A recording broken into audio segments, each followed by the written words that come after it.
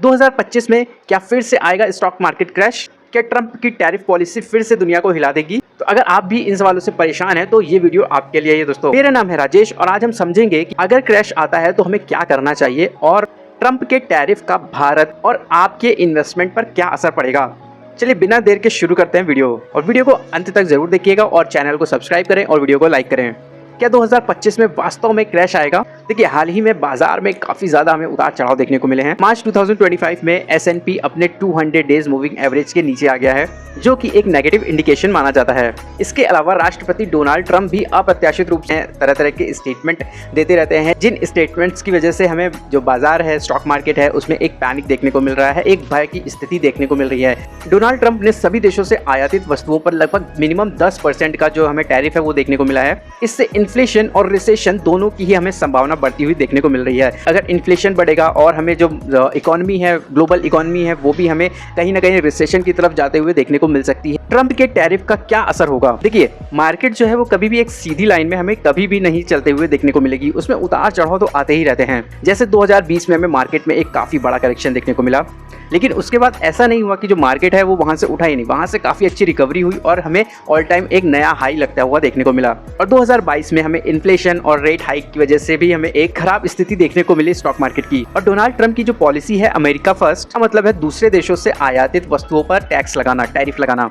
इससे होगा क्या? इससे होगा कि ग्लोबल जो ट्रेड हो रहा है वो स्लो हो जाएगा, और जब ट्रेड स्लो हो जाएगा तो जो कॉर्पोरेट अर्निंग्स है वो भी हमें डाउन आती हुई देखने को मिलेंगी, फॉल होते हुए देखने को मिलेगी। यानी कि आप ओवरऑल कह सकते हैं कि जो स्टॉक मार्केट में लिस्टेड कंपनीज हैं या अनलिस्टेड कंपनीज भी हैं, तो उनका होगा क्या? जब कॉर्पोरेट अर्निंग्स कम होंगी तो वहाँ पे हमें जो उनके क्वार्टरली रिजल्ट्स हैं वो भी वीक आते हुए देखने को मिलेंगे, जिससे क्या है उनका EPS भी डाउन होगा, और साथ के साथ में हमें क्या वहाँ पे प्रॉफिट्स डाउन होते हुए देखने को मिलेंगे, रिवेन्यू डाउन होता देखने को मिलेगा। ओवरऑल अगर हम बात करें तो ये चीज़ हमें सारा कुछ जो है वो एक नेगेटिव सेंटिमेंट देता है मार्केट के लिए। इसी वजह से मार्केट में हमें एक डर का वातावरण देखने को मिल रहा है। जब भी कंपनीज के प्रॉफिट गिरते हैं तो उसका इंपैक्ट सबसे ज्यादा हमें शेयर मार्केट पर ही आता हुआ देखने को मिलता है। अभी कुछ इंडिकेटर्स जैसे इन्वर्टेड यील्ड कर्व, गिरते हुए टेक स्टॉक्स और कमजोर अर्निंग्स भी काफी बड़ा चिंता का विषय हमें देखने को मिल रहा है। लेकिन डरने की जरूरत बिल्कुल भी नहीं है, समझदारी से कदम उठाने की जरूरत है। ट्रंप टैरिफ का असर क्या होगा? सबसे बड़ी बात है कि जो ट्रंप टैरिफ जो लगा रहे हैं उसका असर क्या देखने को मिलेगा। अब बात करते हैं ट्रंप टैरिफ पॉलिसी की। 2018 में भी ट्रंप ने चाइना पर भारी टैक्स लगाया था और उसका असर पूरी दुनिया पर हमें देखने को मिला। सप्लाई चेन कॉस्टली हो गई और इम्पोर्टेड जो सामान है वो भी हमें कॉस्टली होते हुए देखने को मिले। डिमांड स्लो हो गई, कंपनियों के खर्चे बढ़ गए और जो मुनाफा है यानी कि जो प्रॉफिट है वो हमें घटते हुए देखने को मिले। और मार्केट ने उसका जो रिप्लाई है वो कैसे दिया? मार्केट ने उसका जो जवाब है वो गिरावट के साथ दिया, एक बहुत ही तगड़ी हमें गिरावट देखने को मिली।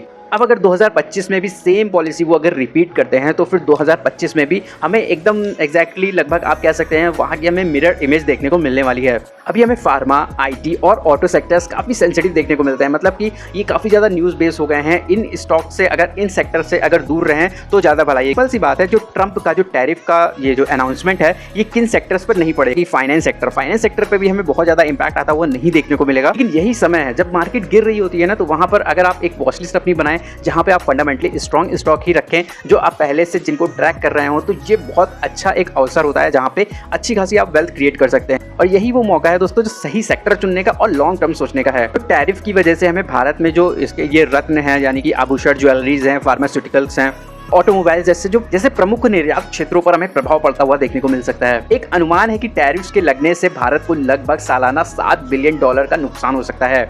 हालांकि बहुत से एनालिस्ट, बहुत से स्पेशलिस्ट मानते हैं कि जो भारत है वो सबसे कम संवेदनशील है पूरे एशिया में, यानी कि जो पूरे एशिया में जो भारत की स्थिति है वो काफ़ी बेहतर है और सभी कंट्रीज से, क्योंकि हमारे कुल निर्यात का 2.2% ही अमेरिकी GDP से संबंधित है। इसका हमें इम्पैक्ट तो देखने को मिल सकता है, लेकिन भारत पर हमें काफ़ी कम इम्पैक्ट देखने को मिल सकता है। अगर मार्केट क्रैश होता है तो आपको क्या करना चाहिए? तो सबसे पहले क्या है, घबराना नहीं है, और क्रैश एक अवसर होता है एक वेल्थ क्रिएट करने का।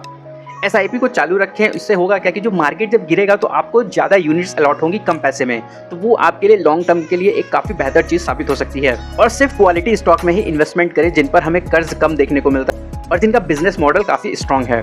सेक्टर डाइवर्सिफिकेशन जरूर करें, IT गिरे तो फार्मा संभाले और अगर FMCG गिरे तो बैंकिंग संभाले। तो यही मतलब होता है डाइवर्सिफिकेशन का। और हाँ, सबसे बड़ी गलती ये होती है कि मार्केट गिरा तो सब बेच दो, पैनिक में यही करते हैं लोग। तो ये चीज बिल्कुल भी नहीं करनी है। अगर आपने अपना जो इन्वेस्टमेंट है उसको काफी ज्यादा सोच समझ कर प्रॉपर रिसर्च करके किया है, गिरावट से उभरता हुआ जल्दी ही देखने को मिल सकता है। सबसे बड़ी चीज ये है कि इंडिया के लिए क्या ये खतरे की घंटी है या फिर एक अपॉर्चुनिटी है। ट्रंप की जो पॉलिसीज है वो शॉर्ट टर्म में हमें एक मुसीबत की तरह देखने को मिलती हैं, बट अगर लॉन्ग टर्म की बात करें इंडिया के लिए एक बहुत बड़ी अपॉर्चुनिटी साबित हो सकती है। अगर यूएस चाइना से डिस्टेंस बनाता है तो फिर इंडिया के लिए एक मैन्युफैक्चरिंग हब बनने का बहुत बड़ा अपॉर्चुनिटी हमें यहाँ पर देखने को मिलने वाला है। तो इंडिया के लिए ओवरऑल अगर बात करें तो काफी चीजें पॉजिटिव हो सकती हैं। देखिए, आईटी सेक्टर को तो इससे नुकसान हो सकता है, बट अगर हम बात करें मेक इन इंडिया और डिफेंस सेक्टर, ये काफी ज्यादा हमें बढ़ते हुए देखने को मिल सकते हैं। और इसीलिए जो इन्वेस्टर्स हैं उनको जियोपॉलिटिक्स पर भी काफी ज्यादा पैनी नजर रखनी चाहिए। और स्मार्ट इन्वेस्टर्स वो होते हैं जो डर में भी डिसिप्लिन बनाए रखते हैं। और हाँ, इस वीडियो को अपने दोस्तों के साथ शेयर करना बिल्कुल भी मत भूलें ताकि वो भी पैनिक में आके स्टॉक्स को ना बेचें। तो आपको यह वीडियो कैसा लगा तो कमेंट्स में आप जरूर बताएं। और अगर अभी तक आपने चैनल को सब्सक्राइब नहीं किया है तो सब्सक्राइब कर लीजिए, क्योंकि ऐसी वीडियोस हम चैनल पे हर हफ्ते लाते रहते हैं। वीडियो को लाइक करें, चैनल को सब्सक्राइब करें। तब तक के लिए निवेश में समझदारी बनाए रखें।